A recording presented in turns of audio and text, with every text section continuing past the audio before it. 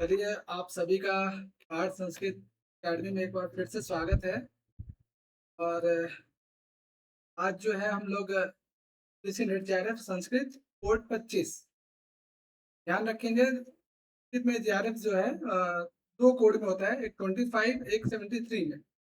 73 वाले जो कोड होता है वो उसमें ट्रेडिशनल वाले जो बच्चे हैं वो ज़्यादातर देते हैं, और ये जो 25 कोड है वो मॉडर्न वाले बच्चे ज़्यादातर उसमें शामिल होते हैं। तो मैंने एक ग्रुप में सिलेबस भेजा था, तो आप लोगों में से किसी ने देखा है सिलेबस?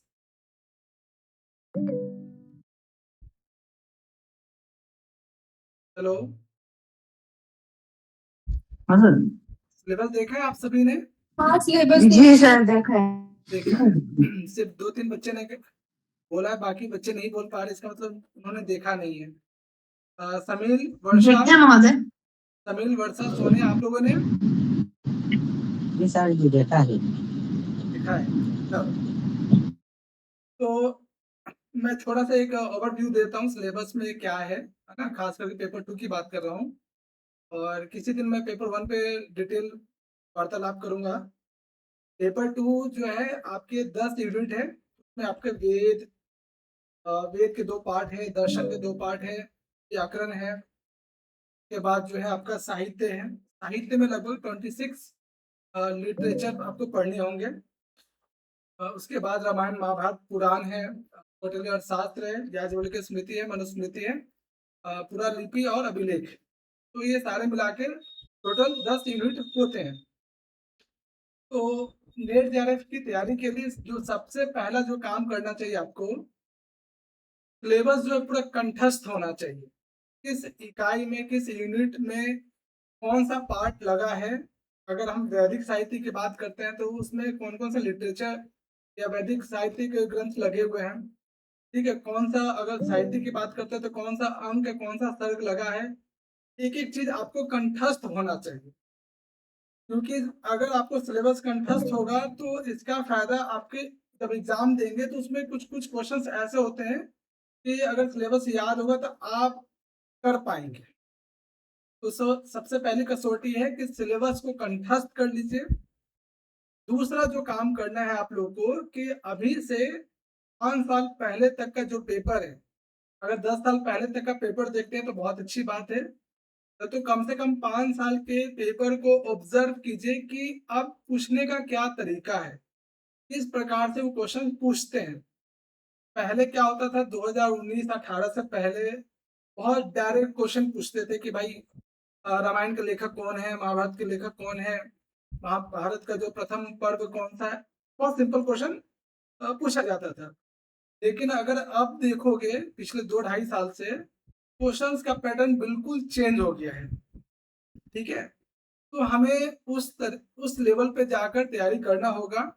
और सिर्फ ऐसा नहीं कि अगर हम वैदिक लिटरेचर पढ़ते हैं, आपका जो क्वेश्चन है वो वैदिक लिटरेचर और दर्शन दोनों को मिलाकर तुलनात्मक दृष्टिकोण से क्वेश्चन पूछ रहे हैं, ठीक है। तो आपको क्वेश्चन पैटर्न के माध्यम से सभी लिटरेचर को, जो भी ग्रंथ लगे हैं उसको अध्ययन करना होगा। और इसके बाद जो अगला जो है, मैं हफ्ते में 3 से 4 दिन क्लास ले पाऊंगा ना, तो मुझसे ज्यादा मेहनत आप लोगों को करना है। मैं आपको रास्ता बताऊंगा कि क्या पढ़ना है और क्या नहीं पढ़ना है, ठीक है। और 1 से 1.5 घंटे की क्लास में और हफ्ते में 4 दिन या 3 दिन रखेंगे तो पूरा सिलेबस कंप्लीट होने में कई महीने लगते हैं, ठीक है। 6 महीना टारगेट रखते हैं। और अगर मैं 1.5 घंटा पढ़ा रहा हूँ तो आपको घर जाकर 3 से 4 घंटे या 5 घंटे अगर आप सिर्फ स्टडी देते हैं तो 100% ये एग्जाम क्लियर हो सकता है, ठीक है। आप में से ऐसे कितने बच्चे हैं जो पहली बार नेट जेआरएफ के एग्जाम देंगे? कोई ऐसे बच्चे जो पहली बार देंगे? वर्षा, ओके। वर्षा, आप कानपुर यूनिवर्सिटी से हो? Yes sir. गुड, स्वागत है। और सर मैं भी सर पहली बार ओके, और सर मैं मेरा भी सर फर्स्ट अटेम्प्ट। ठीक है, फर्स्ट अटेम्प्ट, ठीक है। इसमें मास्टर फाइनल ईयर वाले कौन से बच्चे हैं? इनका मास्टर फाइनल ईयर चल रहा है। सर मैम फाइनल ईयर वाले ही बोल रहे हैं सर। फाइनल ईयर ही है। ओके, सारे फाइनल ईयर है। फर्स्ट ईयर वाले कोई बच्चे? जी सर मैं। आप काफी गिल। ओके, कोई ऐसा कोई बच्चा जो बैचलर्स या ग्रेजुएशन कर रहे हो? ऐसा कोई? ठीक है। आप में से कोई ऐसा जो एक बार कम से कम नेट जेआरएफ एग्जाम दिया हो? एक बार कम से कम।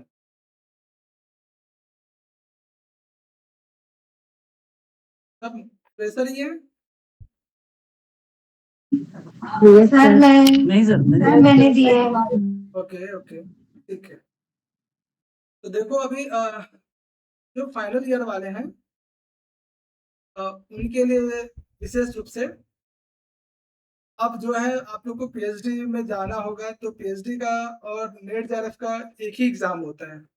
उसी बेसिस पे आपको पीएचडी में जो एनटीए के थ्रू जो नेट जेआरएफ का जो स्कोर होता है, उसी के माध्यम से आपको पीएचडी में भी आपका इंटरव्यू कॉलिंग होता है। तो ये एग्जाम नेट जेआरएफ के साथ साथ आपकी पीएचडी एंट्रेंस के लिए भी बहुत इंपॉर्टेंट है। सिलेबस वही है, उसी स्कोर के आधार पे आपका पीएचडी भी एडमिशन होता है। तो अच्छे से आप लोग पढ़िएगा, विशेष रूप से मास्टर फाइनल ईयर वाले ना। आज मैं आप लोग को वैदिक लिटरेचर जो इंट्रोडक्शन पार्ट है वो मैं पढ़ाऊंगा।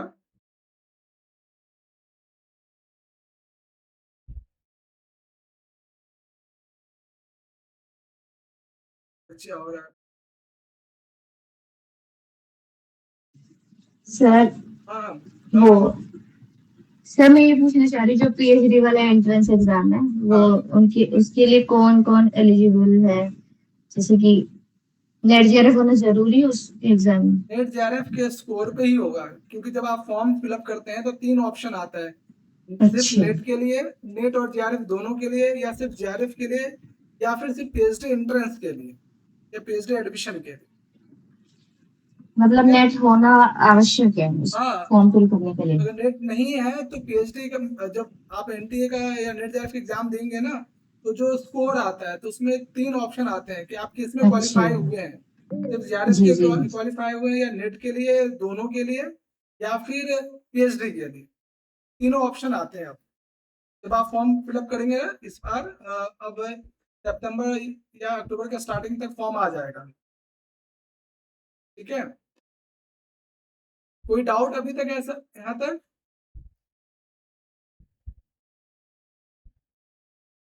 कोई क्वेश्चन पूछना है अभी नेट जेआरएफ को लेकर?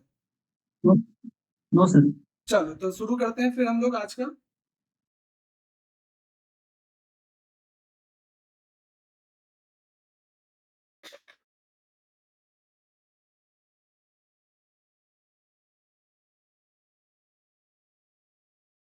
आप लोगों को दिख रहा है?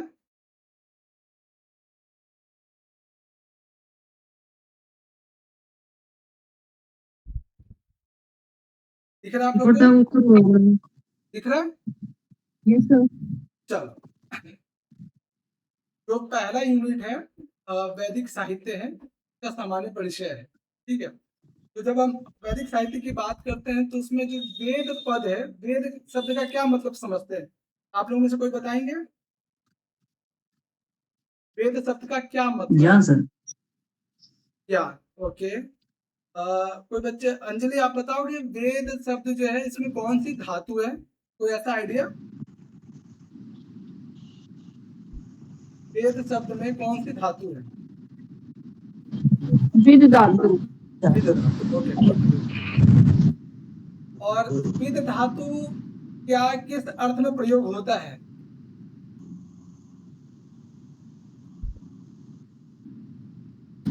ज्ञान शब्द है। ज्ञान। ओके, तो बच्चा लोग क्या कुछ कह रहे हो बच्चा? देखो,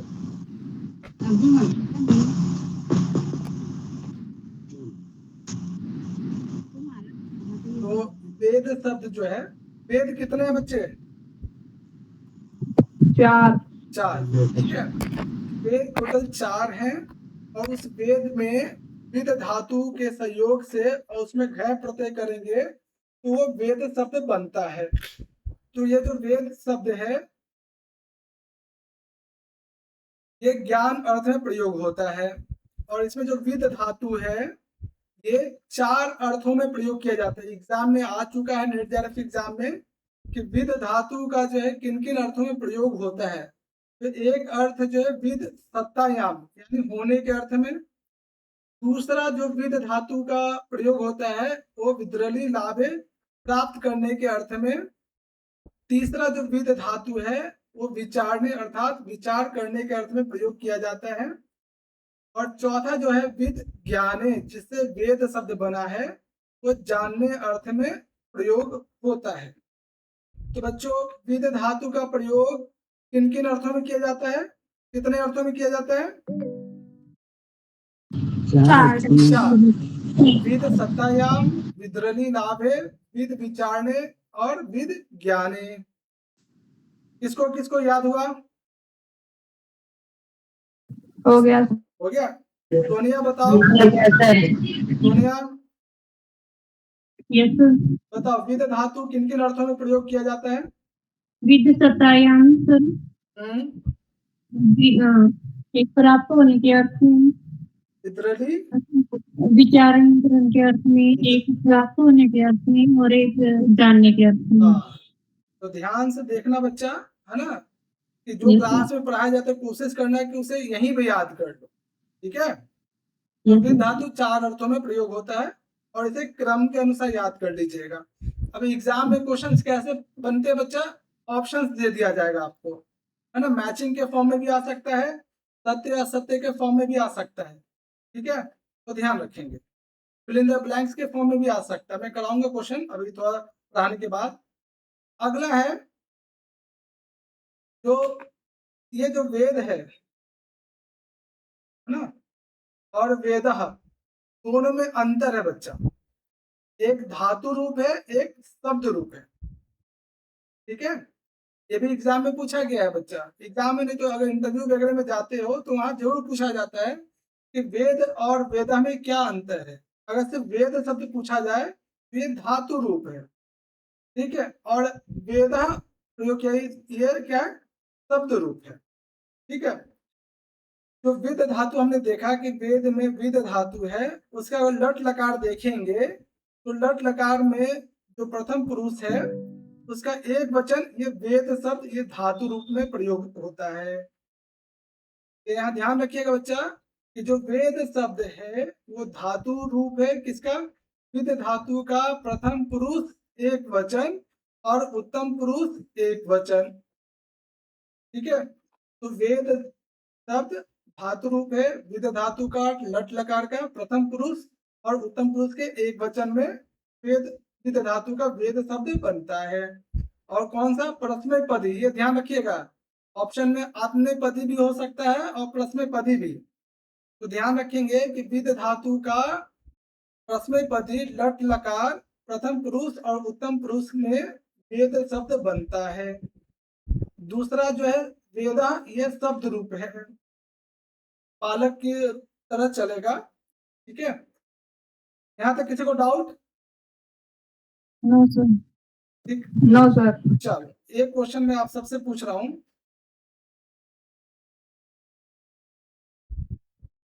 स्वर कितने हैं बच्चा,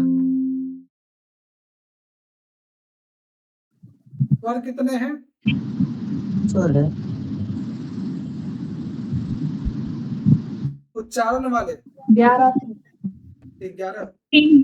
3, हाँ, उच्चारण के आधार पे स्वर 3 है। कौन कौन सा बच्चा? उदात अनुदात स्वरूप। Very good.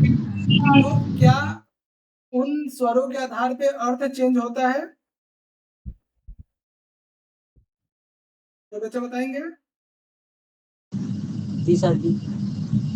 जैसे बचपन में आपने मम्मी से पूछा होगा कि मैं खेलने जाऊं, तो मम्मी बोलती होगी हाँ हाँ जाओ जाओ।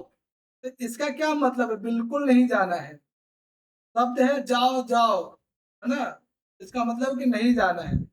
तो वैसे ही उच्चारण के आधार पे एक ही शब्द का मतलब चेंज हो जाता है ना। अगर हम उसमें उदात अनुदात और स्वरित का चिन्ह लगाएंगे तो उसके आधार पे उसका अर्थ भी बदलता है।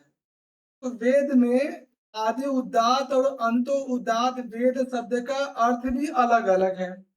ये वैदिक मंत्रों में वेद शब्द का प्रयोग जब प्राप्त होता है तो यदि वो अंतो उदात्त है तो उस वेद शब्द का अर्थ दूसरा हो जाएगा, और आदि उदात्त है तो उसका अर्थ दूसरा हो जाएगा।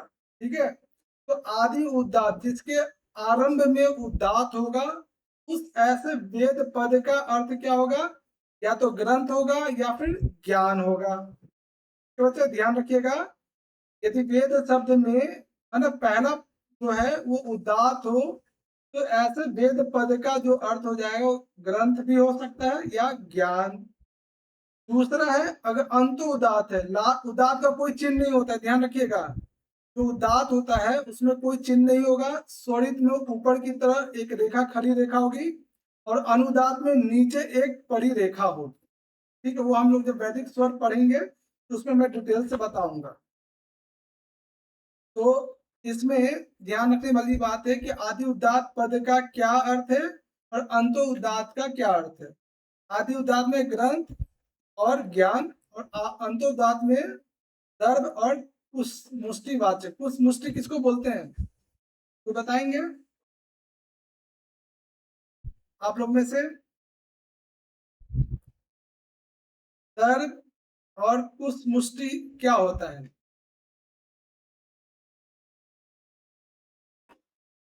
सर ये कुश मुष्टि वो जो एक पूजा करते वक्त हम लोग यूज करते हैं ना सर, वो वाला है क्या?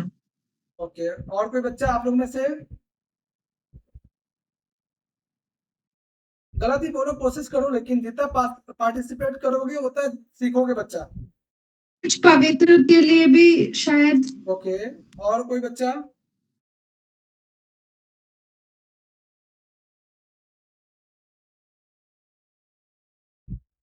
और कोई बच्चा बोलो। सर दर्भ एक घास को बोलते हैं शायद। हाँ बिल्कुल, दर्भ का मतलब घास है और ये कुश कुछ मुष्टि। होता है हाँ जो घास की एक मुट्ठी होती है ना, हाँ गुच्छा exactly। टाइप। तो जो ये मुष्टि है, ये इस तरह का जो बंधा हुआ पार्ट है इस तरह की आकृति को, ठीक है, वो कुश मुष्टिवाचक कहलाता है।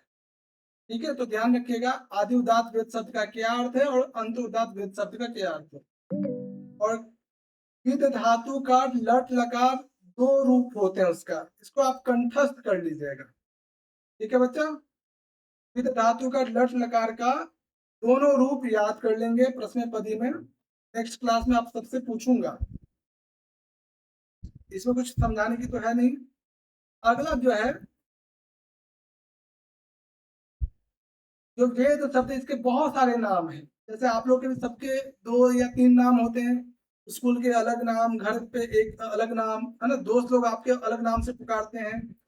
ठीक है, तो वैसे ही वेद शब्द के बहुत सारे नाम हैं, उनमें से जो प्रचलित जो नाम है स्वाध्याय, आमनाय, छंदस, त्रयी, आगम, निगम, अनवध्याय, श्रुति और अनुश्रवा। वेद शब्द के कितने नाम है?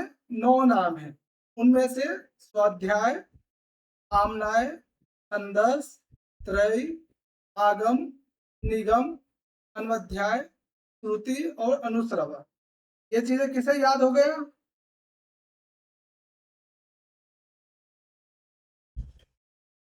मुझे हो गए सर याद। याद हो गया, ओके।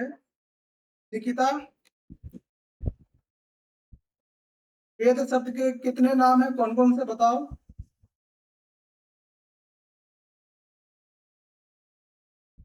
आशा, बच्चा सुनना नहीं है, बोलना भी है। आशा यस सर। बताओ, वेद शब्द के कितने नाम हैं जो भी मैंने बताया?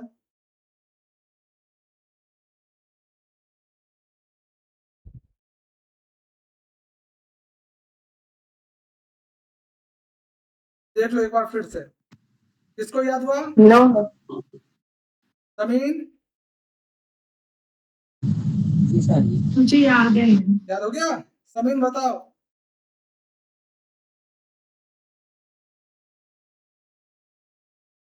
अंजलि बताइए, अंजलि। सर 9 पार्ट है इसके, स्वाध्याय, आमनाय और छंदस्य, तरी और आगम, निगम और अनुअध्याय, श्रुति, अनुश्रव। बहुत बढ़िया। ठीक है बच्चा, तो ध्यान से अगर सिर्फ सुनेंगे ही ना तो आपको 50 से 80% याद हो जाएगा क्लास में ही। ठीक है, तो वेद शब्द के स्वाध्याय, आमनाय, छंदस, तरी, आगम, निगम, अनवध्याय, श्रुति और अनुश्रवा है। ठीक है, यहाँ तक किसी को कोई समस्या, किसी को भी जो अभी तक समझ में ना आया हो? आगे बढ़े। Yes sir. चलो, आप लोग हाँ ना बोलते रहें ताकि मुझे भी भ्रम रहे कि आप लोग सुन रहे हैं, नहीं तो मुझे लगेगा आप लोग सो गए। ठीक है, और इन सबको स्वाध्याय, वेद को स्वाध्याय क्यों कहते हैं, आमनाय क्यों कहते हैं, छंदस क्यों कहते हैं, इनका यहाँ पे डिटेल है, तो आप लोग इसे पढ़ लीजिएगा, बहुत सिंपल है। मैं ये नोट्स भेज भी दूंगा आपको ग्रुप में। चलिए, एक क्वेश्चन आप सबसे, संहिता शब्द का क्या मतलब होता है? बताएं, संहिता शब्द का क्या मतलब होता है? परसन्निकर्ष सर। परस किम, अच्छा, परसनिकर्ष। परसन्निकर्ष संहिता। अच्छा ठीक, गुड, वेरी गुड। हाँ, जो पवन ने बताया परसनिकर्ष संहिता, ये किस अर्थ में है तो बताएंगे संधि। पवन के अलावा?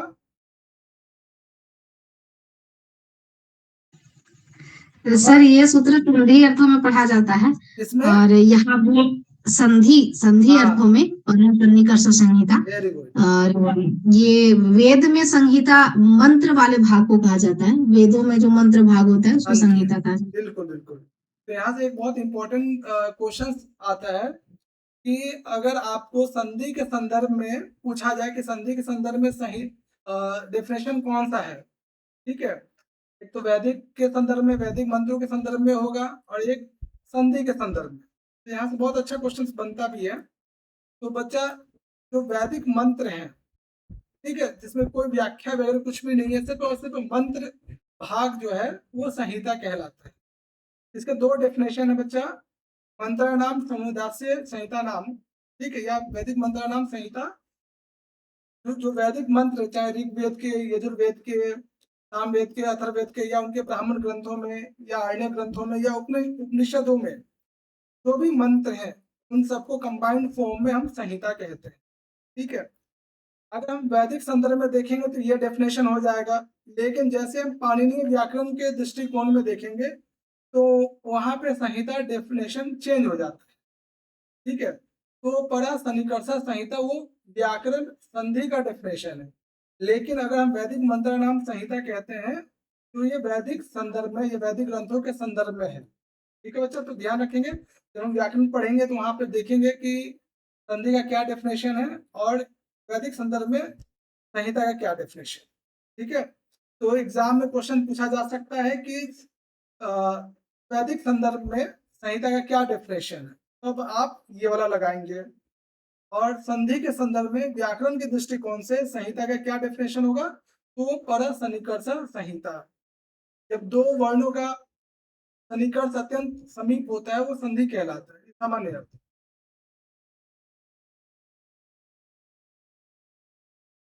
यहाँ तो कोई समस्या किसी को बच्चा? आगे बढ़े। Yes sir. ठीक है बच्चा, ये बताओ कि आप लोगों ने ऋग्वेद के बहुत सारे मंत्र पढ़े होंगे, उनमें कहीं वेदों की चर्चा आती है? वेदों की उत्पत्ति सबसे पहले किस वेद में वर्णन है? क्योंकि आप लोगों ने सभी मास्टर्स कर चुके हैं या कर रहे हैं, ऐसा कोई सूक्त हो या ऐसा कौन सा वेद है जिसमें वेदों की उत्पत्ति के बारे में बताया कि वेद यहाँ से उत्पन्न होते हैं? ऐसा कुछ किसी को याद आ रहा है? सर ऋग्वेद का जो पुरुष सूक्त है हाँ, उसमें वेरी गुड। बताया गया। तो वेदों के बारे में कि वेदों की सर्वप्रथम उत्पत्ति का जो वर्णन हमें मिलता है वो पुरुष सूक्त में मिलता है। पुरुष सूक्त का मंडल क्रम क्या है? वर्षा, नयन, आप बताएंगे?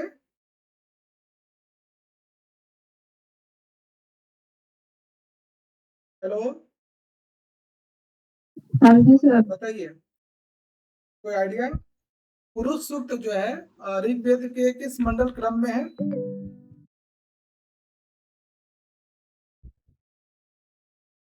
सोनिया, 10वें मंडल में। 10वें मंडल में। Very good. डरिए मत, आप लोग बोलिए, गलत ही बोलिए लेकिन बोलिए, जितना पार्टिसिपेट करेंगे उतना याद रहेगा आप लोग को। गरिमा, पुरुष सूक्त का मंडल क्रम बताओ।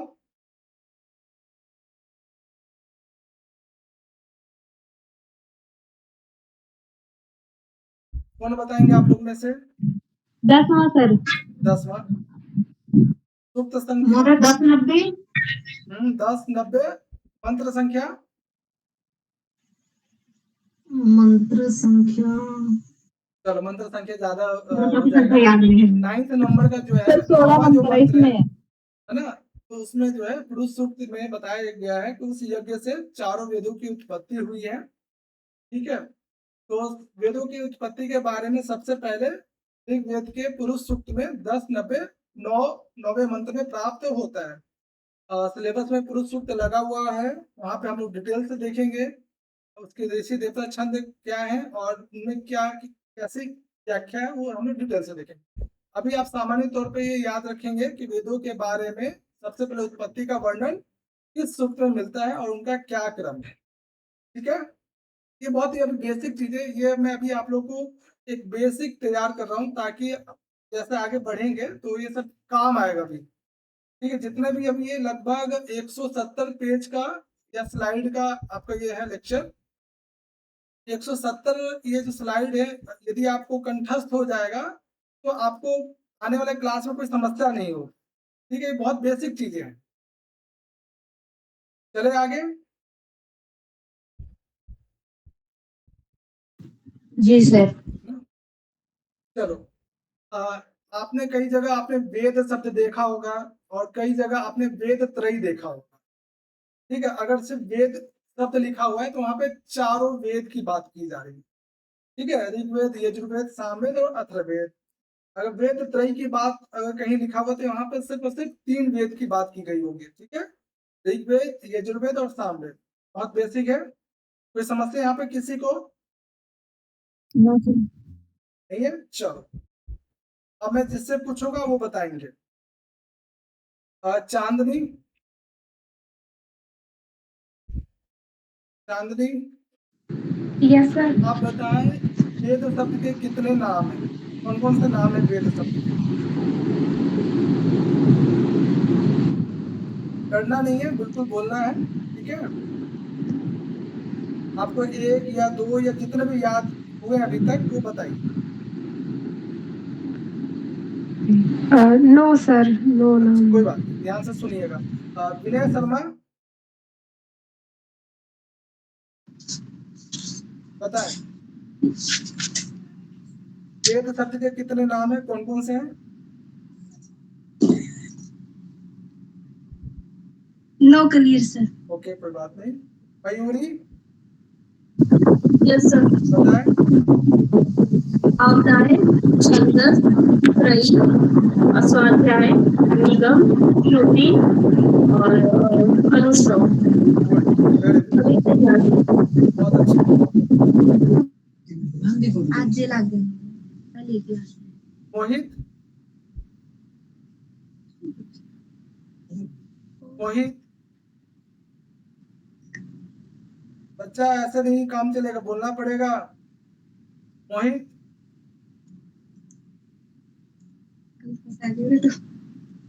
सोनिया, सोनिया जागलान। ये वेद में जो विद धातु है वो किन किन अर्थों में प्रयोग होता है? विद सतायाम, विद लाभे, विद विचारणे, विद ज्ञाने। बहुत बढ़िया, गुड। चलिए आगे देखते हैं। आप लोग को कुछ पता है कि वेद के बारे में बहुत सारे डेफिनेशन हमें अलग अलग ग्रंथों में प्राप्त होता है। तो कोई ऐसा 1 2 डेफिनेशन जो अलग अलग आचार्यों ने या अलग अलग ग्रंथों में प्राप्त होता है, किसी को पता है? वेद का परिभाषा या डेफिनेशन किसी ने कुछ कहा हो, कोई बताएंगे? सोनिया सर्वेद ईश्वर की सत्ता है, अपौरुषीय है। क्या बच्चा? बोलो फिर से। सर्वेद ईश्वर द्वारा है, अपौरुषीय है। Okay, very good. सर्ववेद के बारे में महर्षि दयानंद ने भी कहा कि जिनके द्वारा सत्य ज्ञान की प्राप्ति हो वे वेद हैं। Very good. तो बच्चे बहुत सारे डेफिनेशन है सायणाचार्य से लेकर बहुत सारे अलग अलग ग्रंथों में हमें प्राप्त होते हैं। ठीक है, तो मैं एक एक करके बता रहा हूँ और ये सारे एग्जाम में आ चुके हैं। ठीक है, और मैचिंग के लिए पिछले कई सालों से बार बार पूछा भी गया है। तो सबसे पहले सायणाचार्य जो है ना, उन्होंने तैत्तिरीय संहिता लिखी। तैत्तिरीय संहिता में भाष्य लिखा। भाष्य की भूमिका में जो है वेद का वो डेफिनेशन देते हैं। और कोई पढ़ेगा क्या डेफिनेशन? हाँ वर्षा पढ़ो।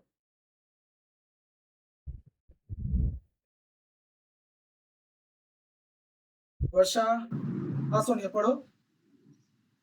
इस प्राप्ति अनिष्परिहार्य है, अलौकिकम उपाय योग ग्रंथो वेदेति स वेद।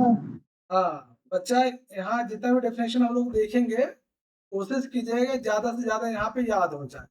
तो सायणाचार्य ने तैत्तिरीय संहिता के भाष्य भूमिका में बोला है वेद के बारे में इष्ट प्राप्ति। तो वेद वह है जो हम चाहते हैं, है ना। वो इष्ट कुछ भी हो सकता है ना, तो खुद के कल्याण के लिए, है ना, इष्ट की प्राप्ति के लिए और अनिष्ट परिहार से, और जो बुराई है, जो दुख है, जो कष्ट है, उनके परिहार के लिए, उनके दूर के लिए, उनके निवारण के लिए, उनको समाप्त करने के लिए जो ग्रंथ वेद्यति, है ना, जो हमें बताता है क्या अलौकिकम उपाय, यानी वह ग्रंथ जो हमें इष्ट की प्राप्ति कैसे हो और अनिष्ट का निवारण कैसे हो, अनिष्ट कैसे दुख दर्द कैसे दूर हो, वो जो अलौकिक उपाय है बताने वाला जो ग्रंथ है वो वेद है। कौन कहते हैं? सायणाचार्य कहते हैं। ये समस्या, कोई दिक्कत?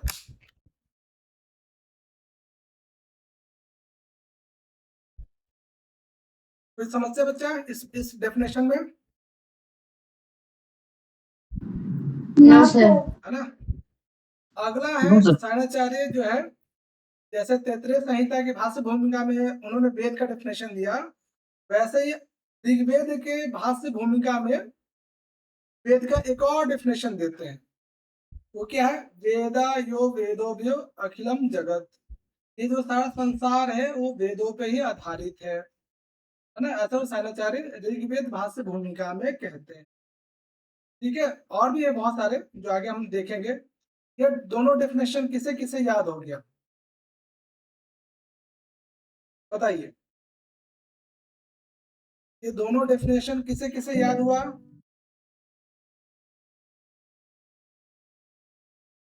जी सर। रश्मि को याद हो गया? Yes sir. बताओ, बाकी लोग ध्यान से सुनेंगे।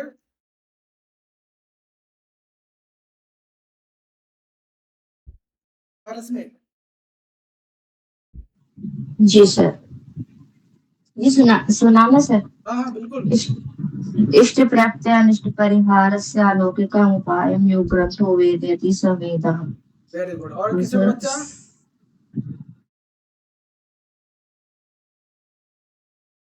और किसी को याद हुआ? Yes sir. हाँ बच्चे बताओ। इस प्राप्ति अनिष्परिहारस्य अलौकिकम उपायम योग ग्रंथो विवेद्यति स वेदः। Okay, very good. और किसी को याद हो बच्चा आप लोग में से? Yes sir. बताएं दूसरा डेफिनेशन इसके इष्ट अतिरिक्त। प्राप्ति अनिष्ट परिहारस्य अलौकिकम उपायम यो ग्रंथो वेदेति स वेदः। Very good. और कोई बच्चा? एक और जो डेफिनेशन है वो कौन बताएंगे?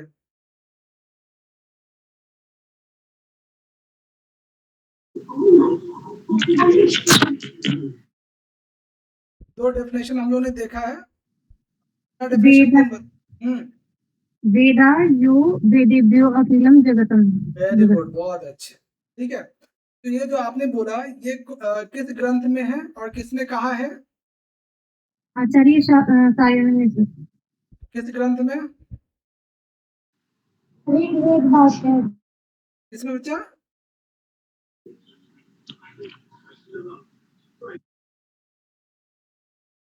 Hello,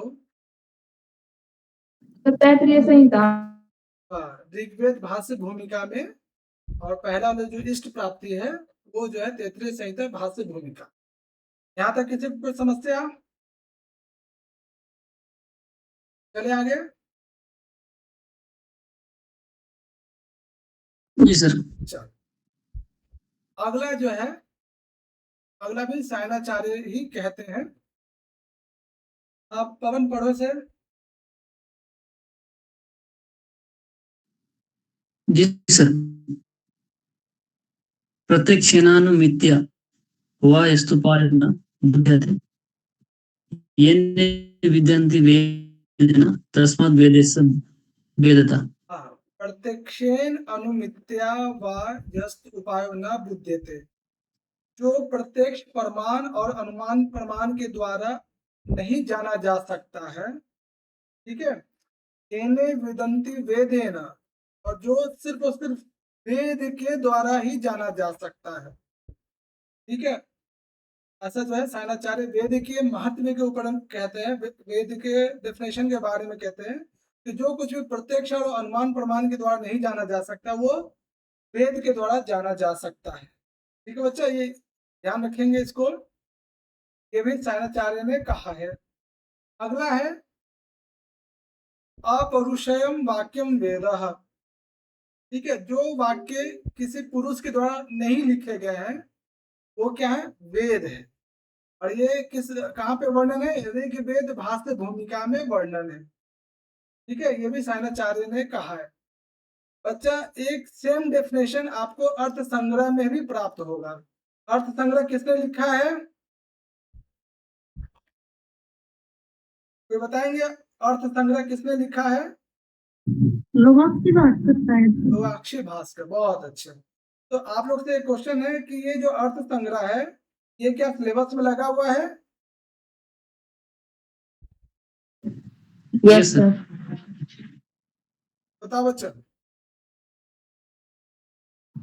yes sir. हाँ, वेरी गुड। ठीक है, तो सेम डेफिनेशन अर्थ संग्रह में भी प्राप्त होता है।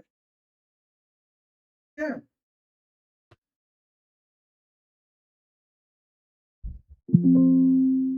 एक मिनट बच्चा।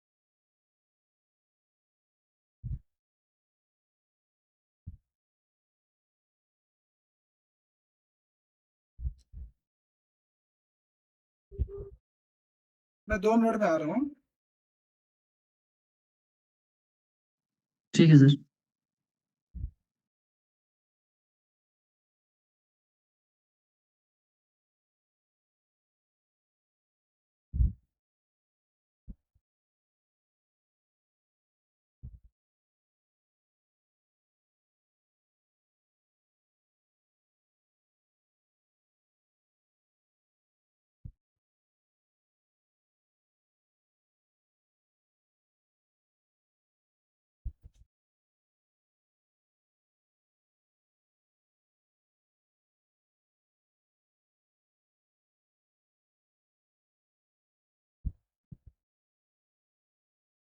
आवाज आ रही है बच्चों? हाँ जी सर। हाँ, तो बच्चा सेम डेफिनेशन अर्थ संग्रह में भी है और सेम डेफिनेशन जो है ऋग्वेद भाष्य भूमिका में भी है। ठीक है, एक सायणाचार्य कहते हैं, एक लोहाक्षी भाष्य कहते हैं। ठीक है, तो ध्यान रखेंगे। तो बच्चों, अभी तक सायणाचार्य ने कितने डेफिनेशन दिया है वेद के बारे में? 4। 4। ठीक है, और उसके बाद 5वां है क्या है? लोहाक्षी भास्कर अर्थ संग्रह में कहते हैं। यहाँ तक किसी को कोई समस्या? आगे चले। हेलो, जी सर। हाँ जी सर। Yes, sir. चलो अगला देखो, 3 डेफिनेशन मनुस्मृति में मिलते हैं। ठीक है, दूसरे अध्याय के 6ठे श्लोक में, ये दूसरे अध्याय के 166वें श्लोक में, और ये दूसरे अध्याय के 7वें श्लोक में मिलता है। ठीक है, वेद के बारे में, वेद अखिलो धर्म मूलम, ये डेफिनेशन तो आपने कई बार देखा होगा अलग अलग संदर्भों में। ठीक है, इसमें वेद के बारे में कि संपूर्ण धर्म का जो मूल है या आधार है वो क्या है, वेद है।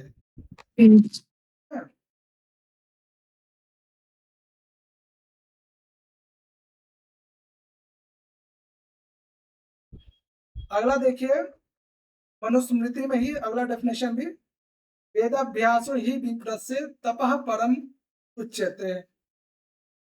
यानी जो विप्र है, विप्र किसको कहते हैं बच्चा, तो बताएंगे? ब्राह्मण। हाँ, जो अध्ययन अध्यापन करते हैं, जो यजन याजन करते हैं, है ना, उन्हें विप्र कहते हैं। तो विप्र का जो प्रथम तप है या सबसे उत्तम तप जो है वो वेदों का अभ्यास, वेदों का अध्ययन और अभ्यास। ठीक है, ये मनुस्मृति में कहा गया है। यहाँ तक कोई समस्या? नहीं सर। हाँ, और अगला है सर्व ज्ञानमयो ही सा, जो वेद है संपूर्ण ज्ञान का स्वरूप है। ऐसा जो है मनुस्मृति में हमें प्राप्त होता है। इसे याद हो गया मनुस्मृति के तीनों कोटेशन जो वेद के संदर्भ में कहा गया है। बताओ।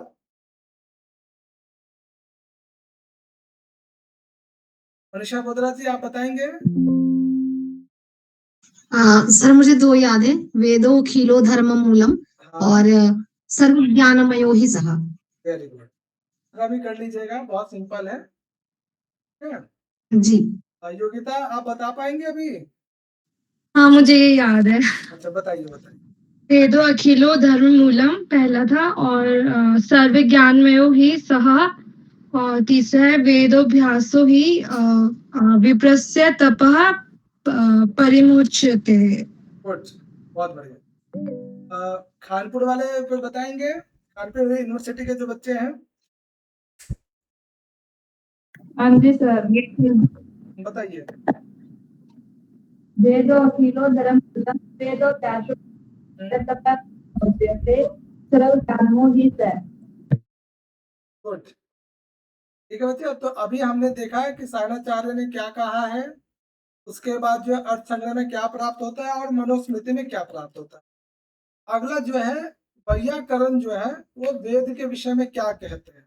ठीक है, तो संपूर्ण जो वैयाकरण संप्रदाय के जो लोग हैं वो वेद के बारे में कहते हैं, विद्यते ज्ञायते अनेनिति वेदः, जिसके माध्यम से ज्ञान प्राप्त होता है वो वेद कहलाता है। ये वैयाकरणों का मत है।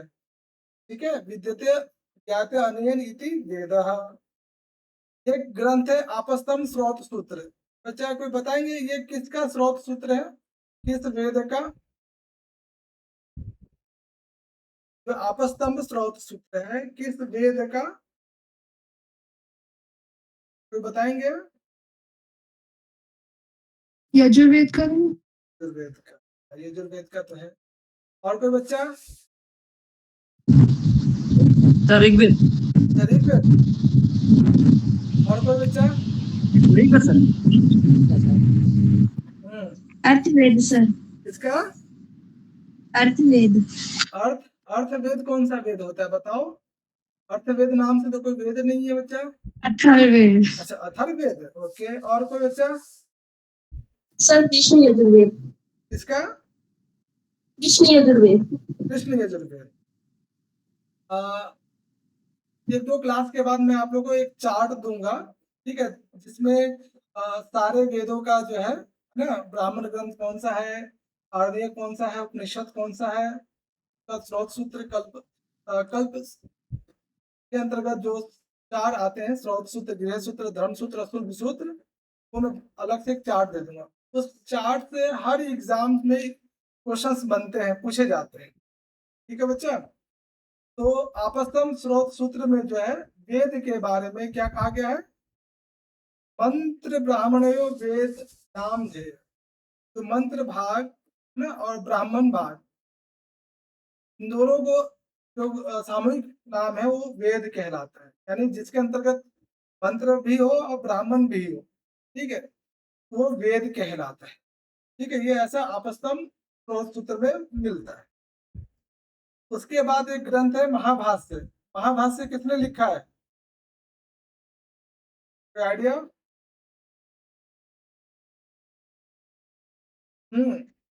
महाभाष्य किसका है, तो बताएंगे बच्चा? महर्षि पतंजलि। महर्षि पतंजलि, वेरी गुड। तो महाभाष्य में जो महर्षि पतंजलि का ग्रंथ है, अच्छा ये बताओ कि महाभाष्य लगा हुआ है सिलेबस में या नहीं? पता नहीं। महाभाष्य लगा हुआ है?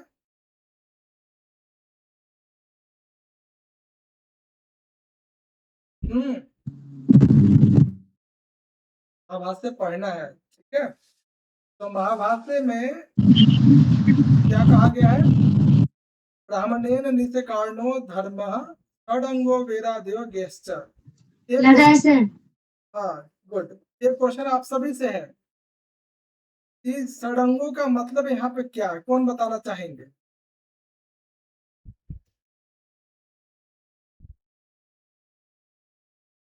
अरे सामने लिखा हुआ भी है तब भी नहीं बोल पा रहे हैं।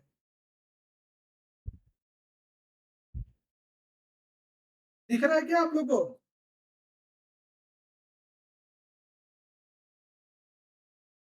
हेलो, मेरी आवाज नहीं आ रही क्या आप लोग को? हेलो,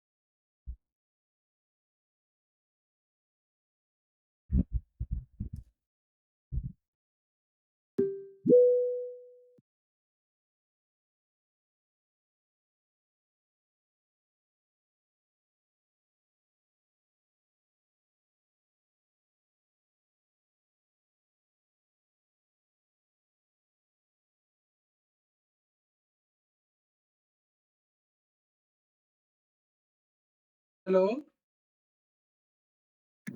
हाँ जी जी माँ। नेटवर्क इशू हो गया था, सॉरी बच्चा लोग। आ रही है आवाज? Yes sir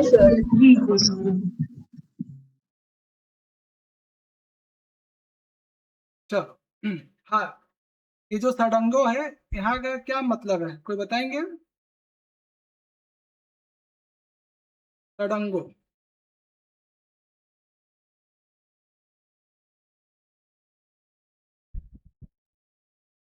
hello? अरे आप लोग कुछ बोलते रहिए, नहीं तो मुझे लगेगा कि नेटवर्क वेद के 6 अंग हाँ, जो वेदांग वेद के जो 6 अंग है, वो वेदांग कहलाते हैं और यहाँ पे जो षड अंगो है, इसका मतलब वेदांग की बात की जा रही है। ठीक है?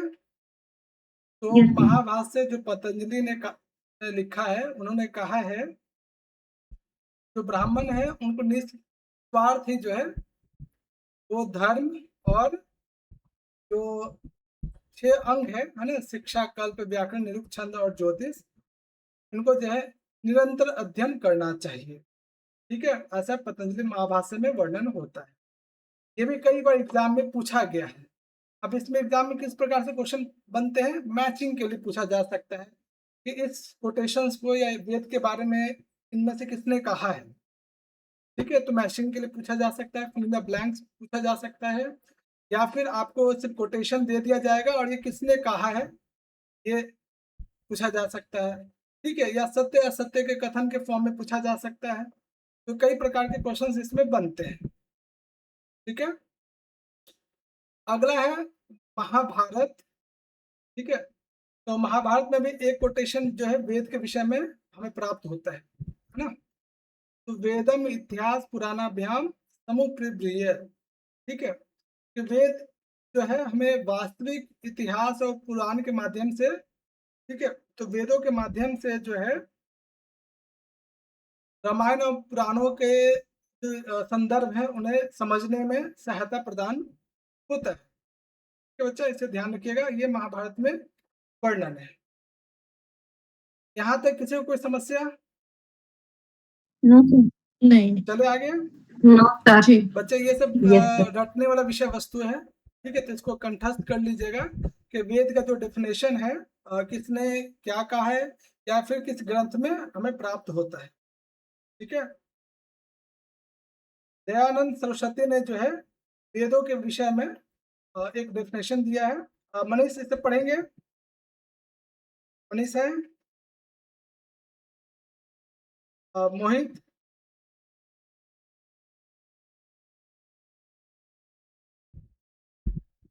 मोहित?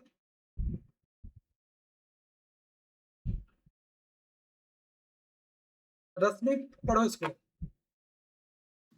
जी सर। वेदन्ति जानन्ति विद्यन्ते भवन्ति विन्दन्ति विन्दन्ते लभन्ते विन्दते विचारयन्ति सर्वे मनुष्याः सर्वः सत्यविद्याया येषु वा तथा विद्वांसश्च भवन्ति तद्वेदाः। हाँ, ठीक है बच्चा, देखो, विदन्ति जानन्ति विद्यन्ते भवन्ति विदन्ति विदन्ते लभन्ते विदन्ते विचारयन्ति। ठीक है बच्चा? तो विदन्ति जानन्ति जिसके माध्यम से, ठीक है, सर्वे मनुष्य सर्वसत्य विद्या, ठीक है, जिसके माध्यम से सारे मनुष्य जो है जानते हैं, यानी वेद के माध्यम से आप सब कुछ जान सकते हैं। ठीक है? विदन्ते भवन्ति, सभी प्रकार के जो है विद्याओं को प्राप्त कर सकते हैं, सभी प्रकार के विचार को प्राप्त कर सकते हैं। विदन्ते विचारन्ति सत्य विद्या येषु तथा विद्यांसा भवन्ति ते विद्या, और जिसके माध्यम से विद्वान बनते हैं आप सभी, वो क्या कहलाता है? वेद कहलाता है। ऐसा इनका विचार है दयानंद सरस्वती जी का। इतना बड़ा डेफिनेशन देख के आपको अंदाजा लग जाएगा कि ये दयानंद सरस्वती जी का ही है। ठीक है? यहाँ तो कोई समस्या बच्चे आप लोग को? No sir.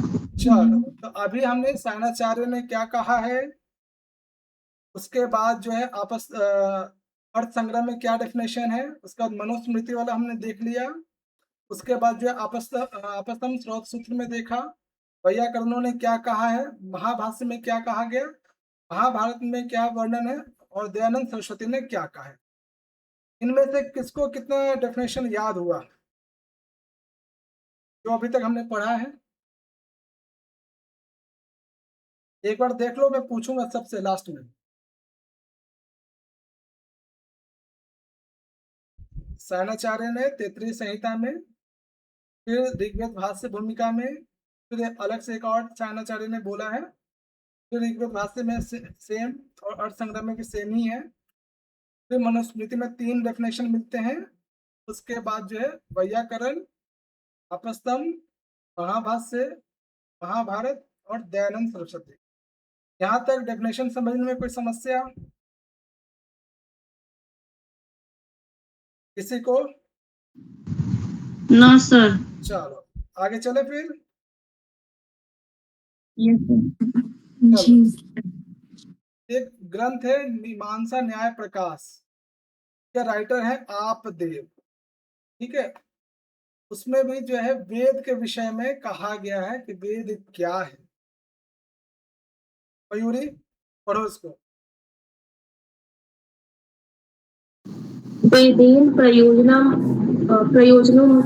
उद्देश्य विधीयमानो अर्थ धर्म। हाँ, यानी किसी खास प्रयोजन के माध्यम से, किसी खास उद्देश्य के माध्यम से, है ना, वेद के द्वारा जो आदेश किया जाता है, जो विधान किया जाता है, वही धर्म कहलाता है। यानी यहाँ पे वेद के बारे में कहा गया है।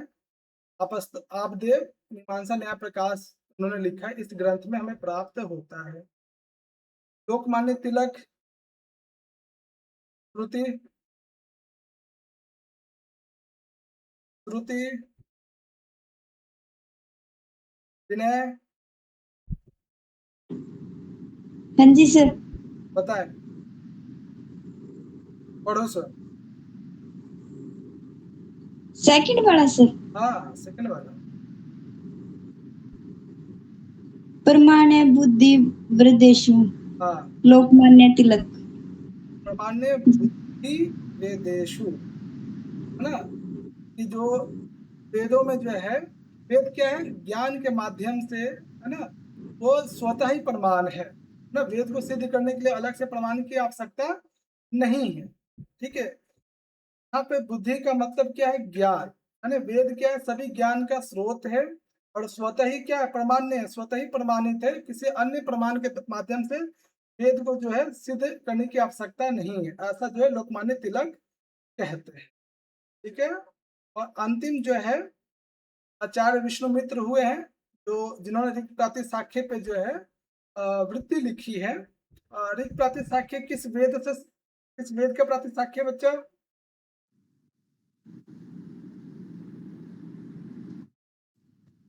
ऋग्वेद सर। हाँ, नाम से दिख रहा है ना बच्चा, ऋक् यानी ऋग्वेद।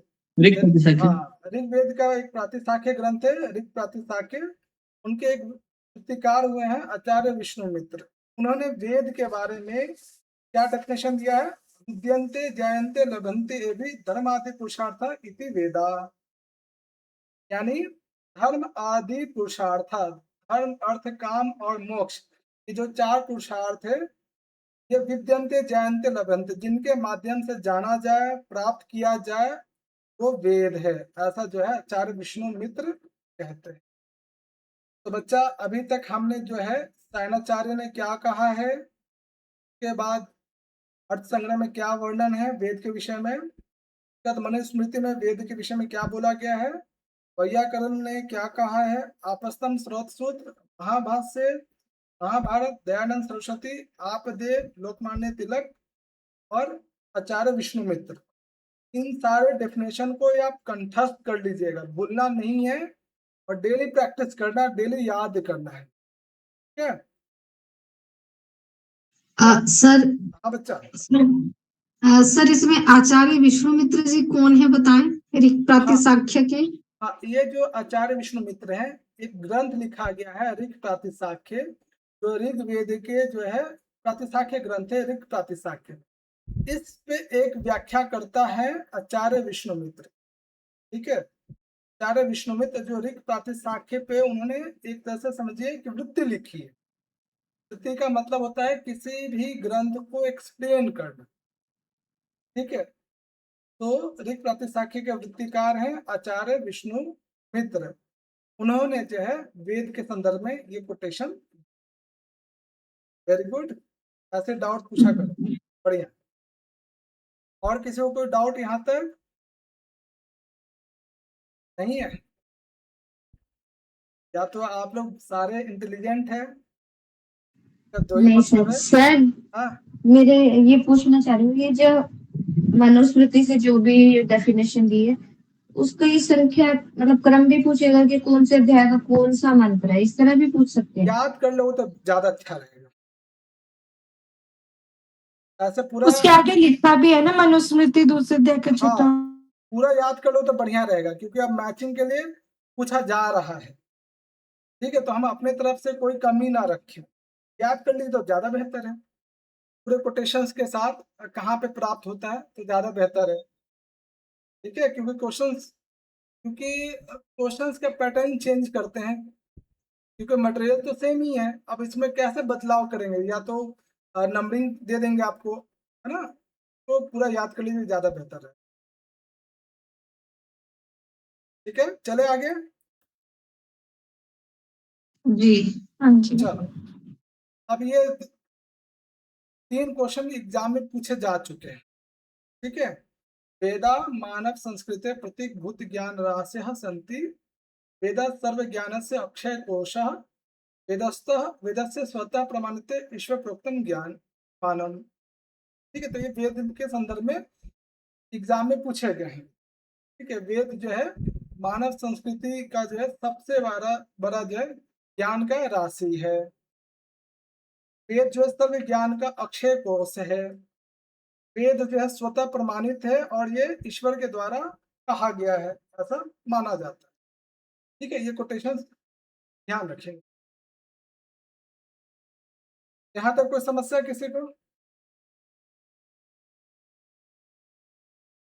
कोई समस्या नहीं है तो नहीं। ठीक है। अब मैं जिनसे पूछूंगा, जिनका नाम लूंगा, उन वो इसका आंसर बताएंगे। एटीएस गुरैया, गुरैया बताओ ये क्वेश्चन। जी सर। बताए, ध्यान से देखना क्वेश्चन, कौन सा ऑप्शन होगा?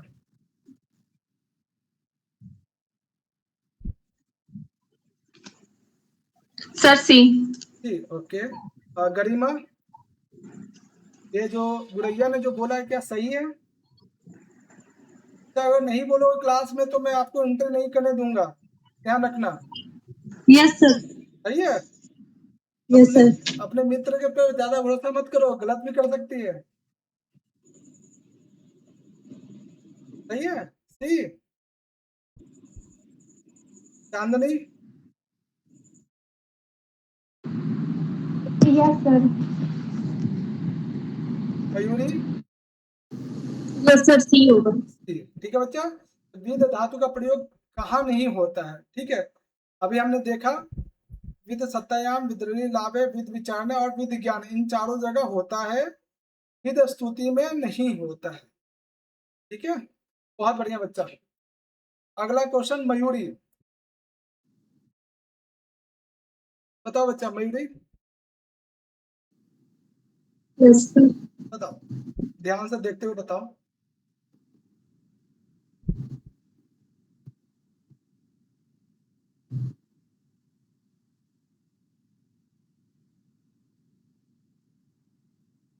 सर डी होगा। डी, चौथा। Okay, yes. मोहित, मोहित बच्चा, मोहित आपकी बिल्कुल भी परफॉर्मेंस अच्छा नहीं है आज के क्लास के लिए। सिर्फ सुनने मात्र से काम नहीं चलेगा। आप पवन,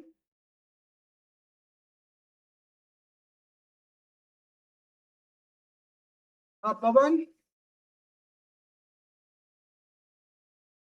यस सर। बताओ।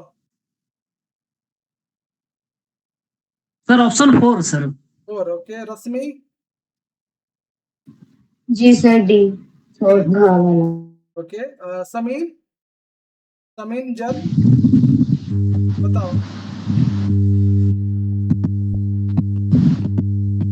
आपकी आवाज नहीं आ रही समीन जल,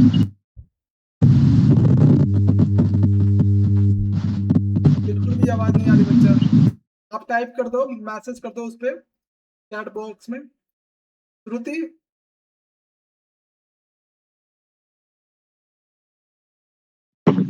सर डी। ओके। बच्चा श्रुति बताओ कि ये जो आपने बोला डी नहीं है, तो ये किस ग्रंथ में वर्णन है?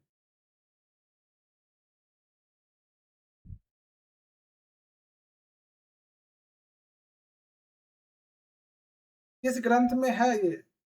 किस ग्रंथ से लिया? महाभाष्य। ओके, महाभाष्य के आहनिक नंबर, चैप्टर नंबर बताओ। Very good. सोनिया, ये जो इष्ट प्राप्ति अनिष्ट परिहार्य, ये जो कोटेशन है सायणाचार्य ने कहा, ठीक, किस ग्रंथ में कहा है या किस ग्रंथ से लिया गया है? ये सब तैतरीय संहिता भाष्य भूमिका। तैतरीय संहिता भाष्य भूमिका, बहुत बढ़िया। मनीषा बोत्रा जी, ये खा वाला बताएं, किस ग्रंथ से लिया गया है? Second option. ये भी ऋग्भाष्य भूमिका से ही है। भाष्य भूमिका, ऋग्वेद भाष्य भूमिका ऋग्वेद भाष्य भूमिका, पक्का? जी। हाँ सर, सायण का है तो ऋग्भाष्य भूमिका। ठीक है, और नीचे वाला ये तो सायणाचार्य ने ही कहा है इस ग्रंथ में। हाँ, सायणाचार्य ने ठीक है, कहा। बहुत बढ़िया। तो बच्चा ऊपर वाला जो है, चारों जो है, चार में से जो चौथा ऑप्शन है, ये सायणाचार्य ने नहीं कहा है, ये पतंजलि साहब ने बोला। ठीक है, चलो बहुत बढ़िया। सोनिया, आंसर बताओ। संहिता सर। संहिता, ओके।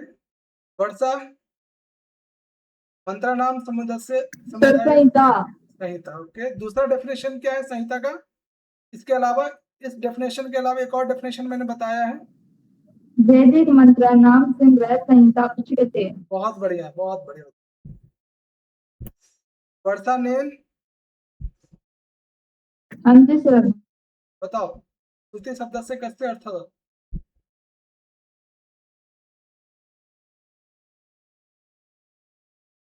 हाँ वर्षा बताओ। सर। वेदस्य, बहुत बढ़िया। विनय शर्मा, हाँ जी सर। बताओ। Question number A sir. हाँ, वेदः क।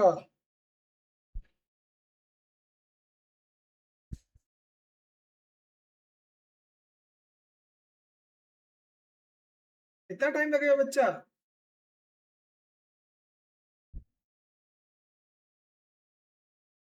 सोचो तब तक, है ना। अंजलि,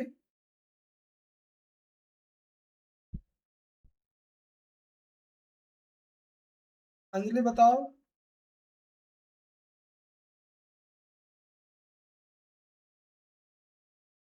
यदि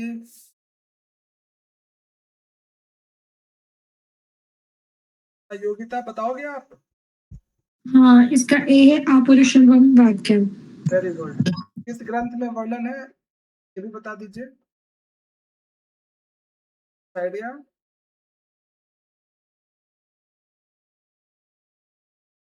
कोई बताएंगे? अपरुषम वाक्यम वेदः।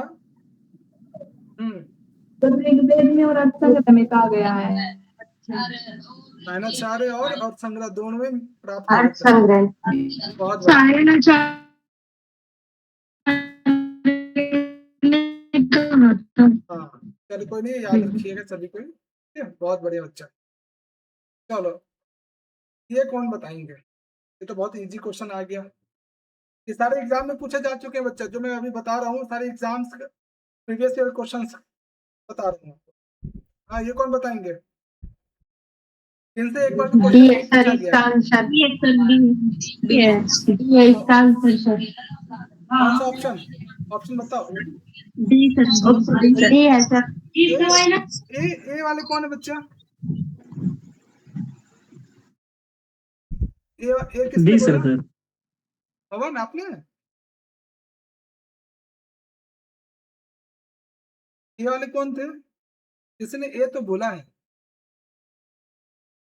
वेदस्य स्वरूपम, इसका आंसर क्या होगा? ऑप्शन नंबर डी है सर।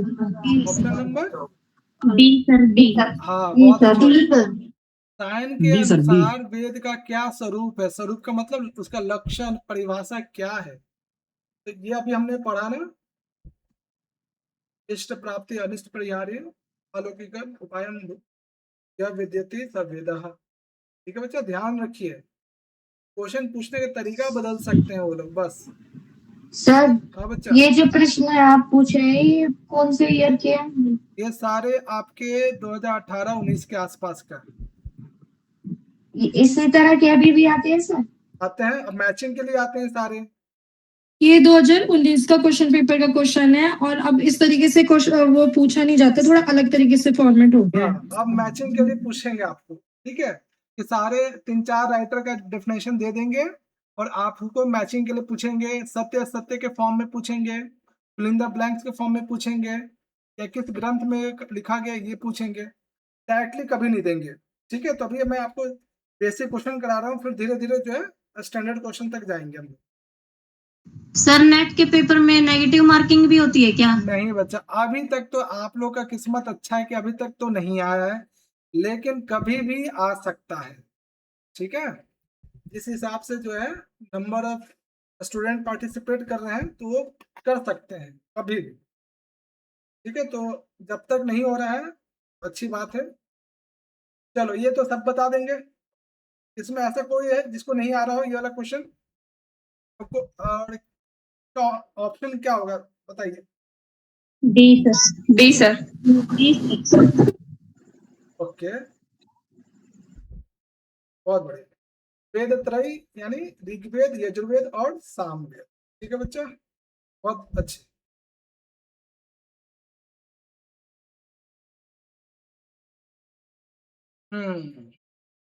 Anjali yes sir. बताइए पहला।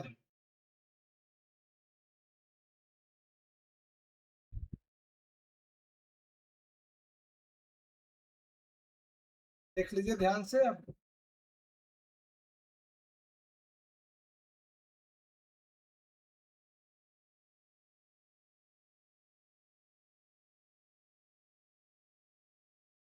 क्या टाइम लगेगा अंजलि? क्या मतलब पढ़ाई पे ध्यान नहीं है? फिर तो ध्यान से सुन नहीं रहे हैं इसका मतलब। श्रुति मलिक जी सर। बताइए।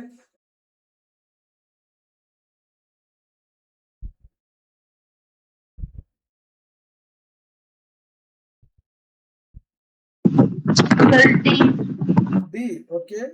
और कोई बताएंगे? मनीषा बोत्रा जी, विनय बताइए।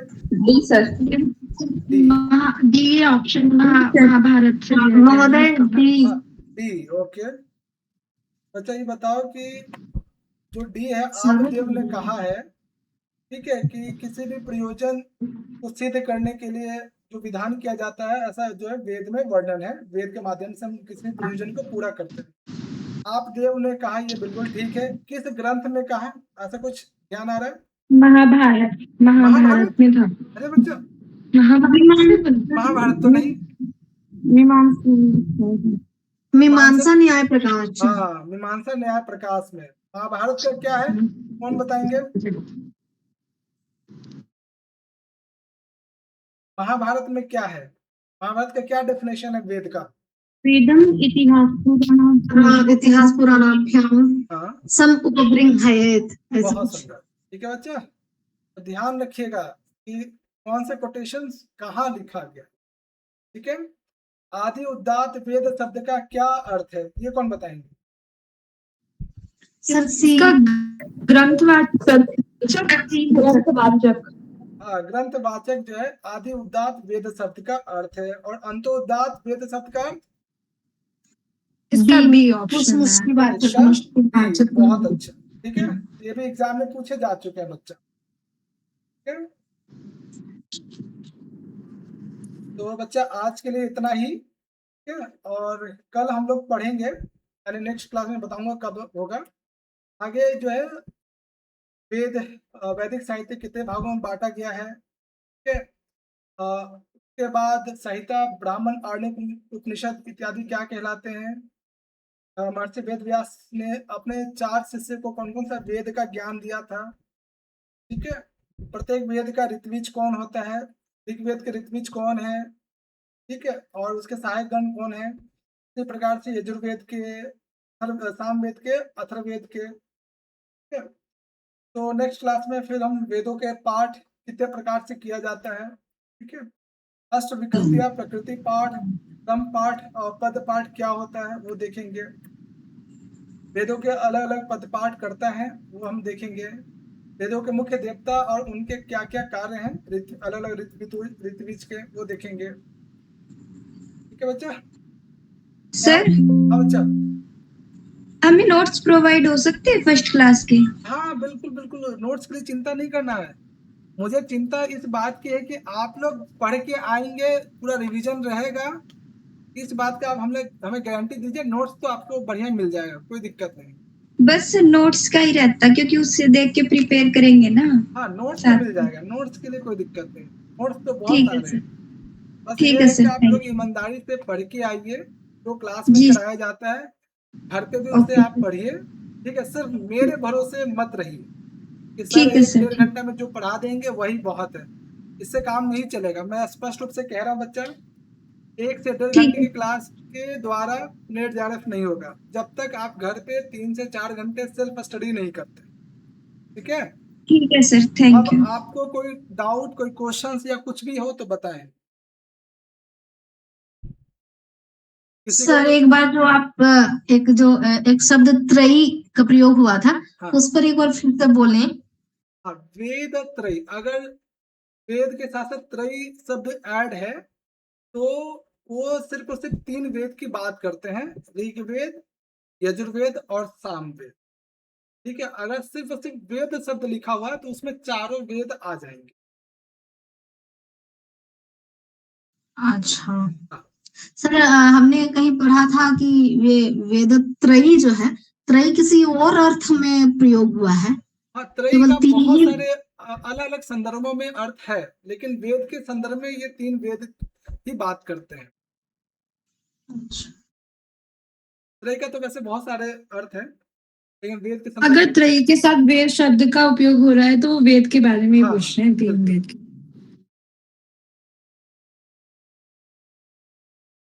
और कोई क्वेश्चन किसी को बच्चा? सर नेक्स्ट क्या बच्चा?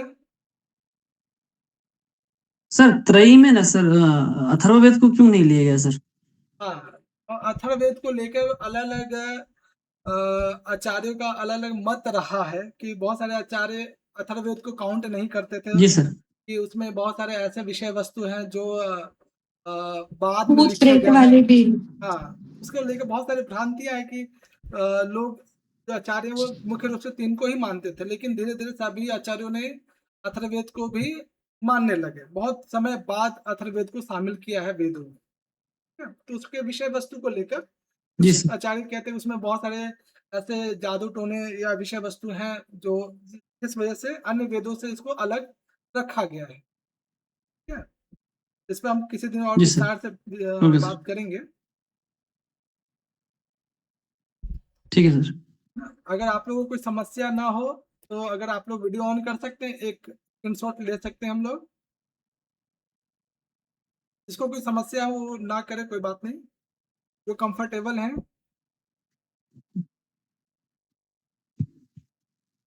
बहुत बढ़िया, आगे सबको समस्या है तो 2 लोग हो गए, बहुत अच्छे। विनय, अब विनय आपका नाम, आप शायद पापा के या भाई के आईडी से आए हो, आपकी आवाज नहीं आ रही है। तन्नू है सर नाम तो। तन्नू नाम है, ओके, जी सर। ठीक है बच्चा। आप सबसे मिलकर मुझे बहुत अच्छा लगा, है ना। मैं कई सालों बाद फिर से वापस इस प्लेटफॉर्म पे आया हूँ। पिछले 3 साल से मैं पढ़ाना छोड़ दिया था, 2019 से ही पढ़ा रहा था, और ये कुछ परिस्थिति ऐसी आई थी कि जो मुझे समय नहीं मिल पाया, कुछ पारिवारिक जिम्मेदारी में थोड़ा ज़्यादा था, इसलिए मैं कंटिन्यू नहीं कर पाया। लेकिन बीच में बहुत सारे बच्चों का कॉल आ रहा था कि इसे फिर से शुरू कीजिए, फिर लगा कि नहीं, चलो बच्चों के लिए तो इतना समय दिया जा सकता है ना। तो आप लोग की जो नेक्स्ट क्लास जो है 1 तारीख को होगी, 1 तारीख से कंटिन्यू करेंगे हम लोग। 3 ठीक दिन है। मिनिमम हम लोग हैं, 1 दिन और बढ़ सकता है मेरे तरफ से, ठीक है। योगिता आप घर आगे वापस, योगिता घर आ गए आप वापस या रास्ते में ही हो आप? आवाज नहीं आ रही आपकी। मैं अभी इंडिया में ही हूँ। अच्छा इंडिया में ही हो? अरे वाह वाह बहुत बढ़िया। घर देखकर मैं इंडिया वाला घर। अच्छा चलो बढ़िया बढ़िया किसी दिन एक बोल रही थी परसों क्लास नहीं होगी क्या? नहीं है ना डेमो क्लास एक ना को तो तुम सब, एक को आप सैटरडे है तो उस दिन तो कुछ फंक्शन है नहीं, मैं तो सुबह आगे फंक्शन पीछे सुबह या शाम या अच्छा रात में फंक्शन। रात का ही है, शाम अच्छा तक कोई ही। नहीं उससे पहले हम मतलब कथा ही है, फैमिली वाली कथा ही करवा रहे हैं महाराज अच्छा जी की, ठीक है तो करना पड़ेगा। चलो कोई नहीं मैं आप लोग को ना एक को नहीं होगा तो फिर मैं बता दूंगा ग्रुप में ही है ना उससे पहले एक दिन रख सकते हैं हम लोग। ठीक ठीक है। है और किसी को कोई समस्या कुछ पूछना है किसी को कुछ नहीं पूछना है? चलो बढ़िया बच्चा है तो जी सर। बच्चा अच्छा लगा आप सबको सबके साथ मिलके और किसी दिन हम लोग परिचय रखेंगे। 10:30 भी हो रहा है आप लोगों को सोना भी होगा बहुत सारे काम भी होंगे है ना मनीषा बता जी समय निकाल के नहीं आप आए। नहीं मधुरम अभी सोता ही नहीं है, वो 12 साढ़े 12 के बाद सोएगा, इसके बाद ही हमको सोना रहेगा। देखिए मनीषा बोत्रा जी जो है वैवाहिक जीवन के साथ साथ जो है नेट जाने की मेरी भी तैयारी कर रही बेटी है, वो उसके पापा उसको खाना खिला रहे हैं, आज मैं बिजी हूँ तो। अच्छा बढ़िया बढ़िया अच्छा लग रहा है यार मतलब आप सबसे मिलके